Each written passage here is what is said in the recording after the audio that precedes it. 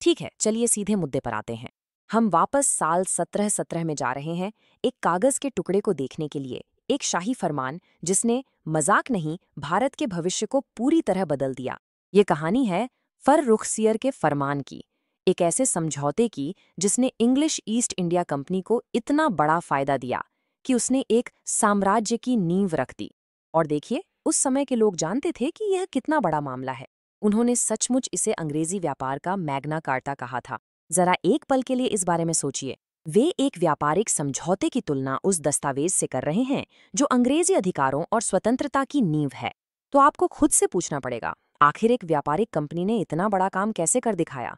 असल में यह समझने के लिए कि कंपनी इस समझौते के लिए इतनी बेताब क्यों थी, आपको पहले यह जानना होगा कि उनके रोजमर्रा के कामकाज कितने मुश्किल थे। 1717 से पहले भारत में व्यापार करना बस लगातार स्थानीय राजनीति से जूझने और एक के बाद एक चुंगी चुकाने का थकाऊ काम था।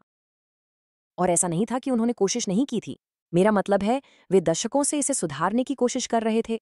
जैसा कि आप यहाँ देख सकते हैं, उन्हें 1650, 1651 और फिर 1656 में अनुदान मिले थे। लेकिन जानते हैं क्या?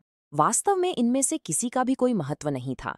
जमीन पर स्थानीय अधिकारी और जमींदार आदेशों की अनदेखी करते, उनकी नावों को रोक देते, उनका सामान ले लेते और अधिक पैसे की मांग करते। वे शाही कागजात वे काफी हद तक बेकार साबित हो रहे थे। इस प्रकार कंपनी का उद्देश्य बिल्कुल स्पष्ट हो गया। उन्हें प्रांतीय गवर्नरों और स्थानीय अधिकारियों के साथ खिलवाड़ करना बंद करना पड़ा। उन्हें शीर्षस्थ मुगल सम्राट से एक स्थायी, ठोस आदेश की आवश्यकता थी। और यही वजह थी कि 1715 में उन्होंने जोखिम उठाया और एक उच्च स्तरीय राजनयिक मिशन सीधे दिल्ली के शाही दरबार में भेजा। यहीं से सुरमन दूतावास की कहानी शुरू होती है।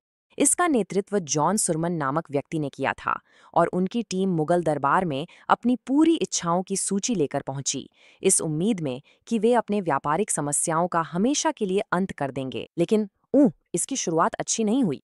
असल में यह पूरी तरह से एक आपदा थी। सम्राट से अपने विशेषाधिकारों पर हस्ताक्षर करवाने की उनकी पहली कोशिशें बिल्कुल बेकार गईं। पूरी बातचीत बस ठप हो गई थी। ऐसा लग रहा था कि यह महंगा आखिरी प्रयास पूरी तरह से नाकाम हो जाएगा और भारत में कंपनी के व्यापार का भविष्य सचमुच एक धागे से लटक रहा था। लेकिन फिर जब ऐसा लगने लगा कि सारी उम्मीदें खत्म हो गई हैं, कुछ ऐसा हुआ जो बिल्कुल अप्रत्याशित था और उसने सब कुछ बदल दिया। तो यह अविश्वसनीय सौभाग्य क्या था? खैर, इसका कूटनीति से कोई लेना देना नहीं था और न ही रिश्वत से। आप जानते हैं, इतिहास कभी कभी सबसे अजीब चीजों पर पलट जाता है। सम्राट फर्रुखसियर गंभीर रूप से बीमार हो जाते हैं। उनके अपने डॉक्टर कुछ भी नहीं कर पाते। तो इस पूरी तरह निराशा के पल में वे दूतावास के सर्जन डॉ विलियम हैमिल्टन को बुलाते हैं। और आप यकीन नहीं करेंगे, वह सचमुच सम्राट को ठीक कर देता है। फर्रुखसियर इतने खुश और आभारी हो जाते हैं कि वे अंग्रेजों को मानो एक खाली चेक ही दे देते हैं। उनकी हर एक इच्छा पूरी कर देते हैं। बस यूं ही एक पूरी तरह से कूटनीतिक असफलता बदल गई।